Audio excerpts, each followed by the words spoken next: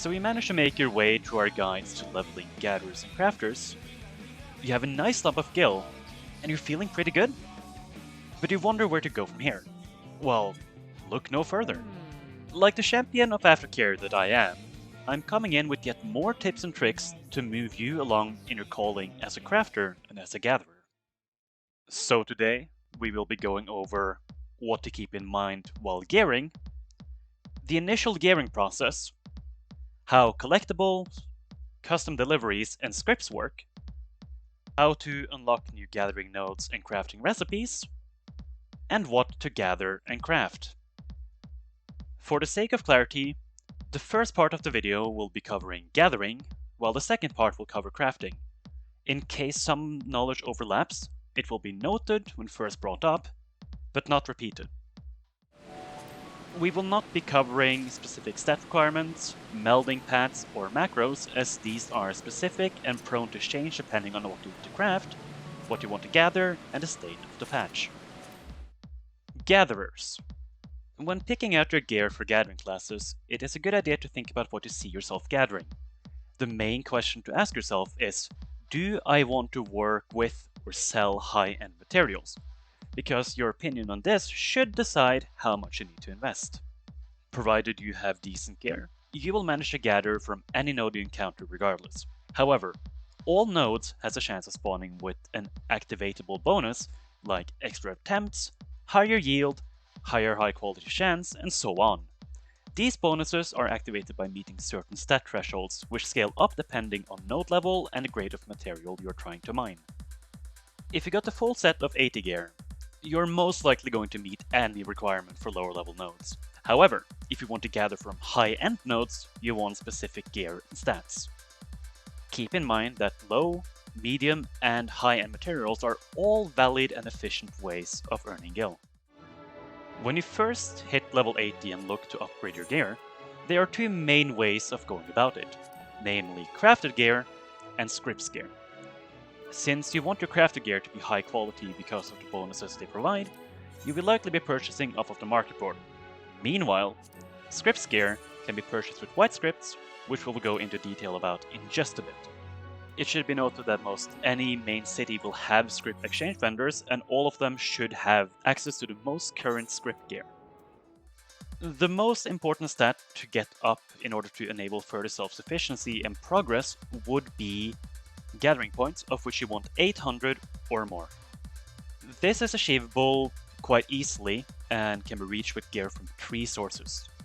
A Skysteel primary tool, which is the first stage of the Shadowbringer Crafter's Relic weapons. One can be gained as a reward from the quest Mislaid Plans, which is available from the Skysteel Engineer in the Foundation after you complete it towards the Firmament. Additional tools can be purchased after quest completion. A class-specific Fiend secondary tool, in addition to the professional Gatherer's bandana, coat, gloves, breeches, and boots of gathering, as well as a Land Saint's belt, earrings, necklace, bracelets, and a ring of gathering. One high-quality stats ring, which can be crafted or purchased off the market board, as well as normal quality peppered popotos, which can be bought from Hanji Fei in the Crystarium. Altogether, this should cost a total of 4,090 white gatherer scripts, and somewhere between 100 and 200,000 gil, and lands you on 808 gathering points if your food buff is active. Alternatively, if you want to make more liberal use of gil to lessen the amount of white scripts you need, you can forego the Land Saint belt and jewelries and go for a full set of high quality stats belt and accessories of gathering. While price depends heavily on server prices, the total sum should be less than $1 million. This will push down the amount of white scripts you need all the way down to 2,890, with 250 extra for each secondary tool you want. With the Popotos, this will land you on a total of 801 or 802 GP. If you don't want a gear set that will cover all 3 gatherers at once, you could go with the Field Fiend gear for botanists, Minefield gear for miners, or the Tackle Fiend gear for fishers, which will drop the price to roughly 1,825 or 650 white gatherer scripts for the 2 mentioned routes. Reaching 800 GP is important to gathering collectibles, which will be your main way of earning scripts, which in turn helps you to a lot of materials and node unlocks. I will include a link to a document explaining gathering rotations for collectibles in the descriptions down below. Collectables, custom deliveries, and scripts. Collectables is the main way of accessing scripts, which is an important factor as they're used to purchase gathering books that unlock more nodes, master crafting recipes which unlock high-end crafting recipes, gear, materials, and cordials. The ability to work with and turn in collectibles is unlocked through the quest Inscrutable Tastes, which can be started at Morgaine in the Foundation, after completing the main story quest, The Better Half. Collectables are, in essence, turn-ins that can be gathered via unique interfaces that activates when you attempt to gather said material, or crafted much in the same way as you did when leveling crafters in the Firmament, complete with its own list under special recipes. Essentially, you will need to gather or craft an item meeting a certain minimum quality threshold. Turning in such an item will give experience in yellow scripts if not yet max level on the class you do it as, or a mix of yellow and white scripts if at max level. Just like in Firmament, there are 2 additional quality thresholds which, when met, increases the amount of experience and scripts gained from the turn-in. Custom deliveries are another form of collectible turn-ins, yielding higher rewards per turn-in, but also has a weekly cap of 12 per week, with each NPC accepting up to 6 turn-ins weekly. These are tied in with certain NPCs that has small progressive storylines, and the quality thresholds are usually far easier to meet. Currently, Slowy, Nago, Kurunai, Adkira, Kaishir, Elto, and Count Charlemont are the only NPCs that offer custom deliveries. I will provide a link with their location and unlock requirements down in the description below. Yellow and white scripts are the current iteration of gatherers and crafter scripts. There are 2 versions, namely crafting scripts and gathering scripts. The turn-ins are available for both, and the kind of script you earn depends on the class you do it as. Gatherers earn gatherer scripts, and crafters earns crafter scripts. In turn, scripts can be exchanged for gear, tomes of folklore, master recipes, materials, materia, food, and the like at any script exchange. There's a script exchange NPC in every major city, as well as 3 named script exchanges in the Ruby Sea and the Firmament. Additionally, the level 70 to 80 quest and turn-ins in the Crystarium Crystalline Mean can reward a nice one-time boost to yellow scripts for each of the 5 facets. Unlocking more nodes. In addition to the regular nodes you have become so intimately acquainted with during your leveling process, there exist several other hidden nodes and fishing holes that must be unlocked through Tomes of Folklore. There are 3 types of Folklore Tomes, namely Geological Folklore for miners, Botanical Folklore for botanists, and Ichthyological Folklore for fishers. The tomes from Heavensward can be bought from 125 yellow gather scripts each from Rovania's representatives in the Foundation and Kugane, or from the Splendor's vendor in Idleshire for 5 blue gather script tokens, which in turn are purchasable with yellow scripts at any script exchange. The Stormblood tomes can be purchased from the same NPCs for 250 yellow gather scripts, or 50 regional folklore hawkers tokens, which in turn are purchasable with yellow scripts at any script exchange. Finally, the Shadowbringer tomes are purchasable from the Splendor's vendor in Yulmore for 50 regional folklore trader tokens, which in turn can be bought from any script exchange. There's a grand total of 18 tomes, 9 from Heavensward, 6 from Stormblood, and 3 from Shadowbringers. Most every node unlocked through these tomes are timed, with certain time windows during which they are available. These windows can be tracked in-game through the Material Gathering Information tab. So what should you gather? Typically, what you want to gather depends heavily on 2 things. 1. Whether or not you need certain materials for crafting, and 2. What is in demand on your server at the time. As a rule of thumb, when crafting, try to gather and put together as much as possible on your own to save gil.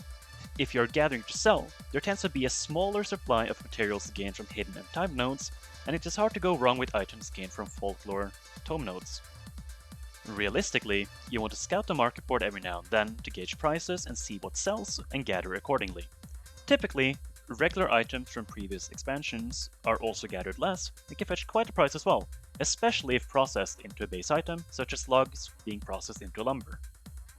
As always, keep in mind that prices reflect the supply, so if you suddenly dump several sacks of an item all at once, you can expect prices to drop as well.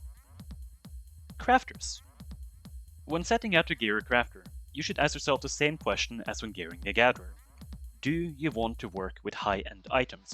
If you do, You're going to want the latest high-quality crafted gear, usually pentamelded, as you will have to meet a lot of stat requirements for the various rotations.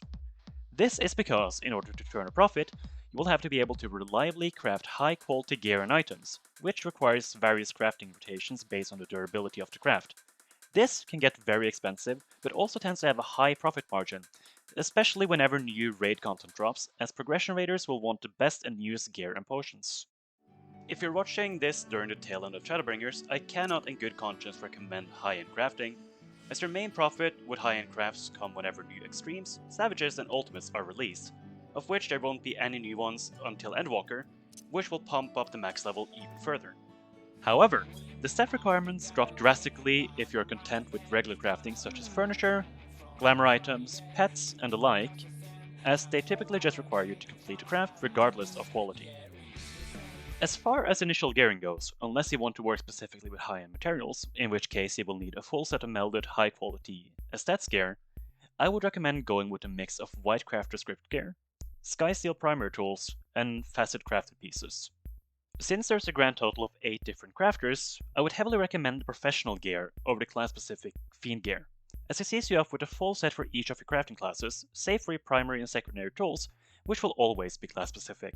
A sky steel primary, the class-specific fiend secondary tool, a full set of professional crafter script gear, as well as the estats belt and the dwarven mithril accessories, should cost you somewhere in the vicinity of 3 to 600,000 gil, as well as 2,890 whites crafter scripts. Unlocking new recipes. Much like gatherers, crafters also unlock new recipes from books. In this case, the books are named Master, then Class 1 to 8, with each tome unlocking a set of recipes for that class. Master 1 and 2 books will be accessible from Talan in Wardona after completing the quest Just Tooling Around, which can be started at fellow Mordona NPC Guiding Star once you unlock the level 50 relic tool for any crafting class, which in turn requires you to have completed the level 50 quest for any crafting class. Once Talan is unlocked as a vendor, you can trade in class-dependent, high-quality items in exchange for the various master books. The rest of the master recipe books can be purchased with yellow crafter scripts from any script exchange vendor. Grade 3 and 4 cost 100 each, Grade 5 costs 300 each, Grade 6 and 7 cost 400 each, and 8 cost 1200 each. So what should you craft? Just like with gatherers, gear your production towards what you need. Crafters enjoy drastically lower costs for crafted items and can save a lot of gil that way. If you're crafting to sell, potions, food, and armor sells really well if you're kitted out for high-end crafting.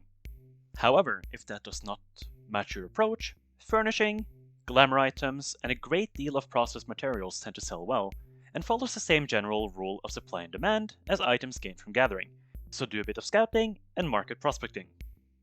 Furthermore, pay extra attention to events such as the Gold Saucer Fashion Report, as the top rewards often require crafted gear, which causes their prices to skyrocket for the duration of the event more often than not.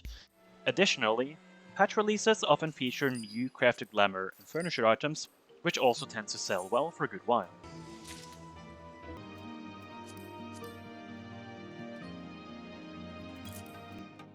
And that was it for now.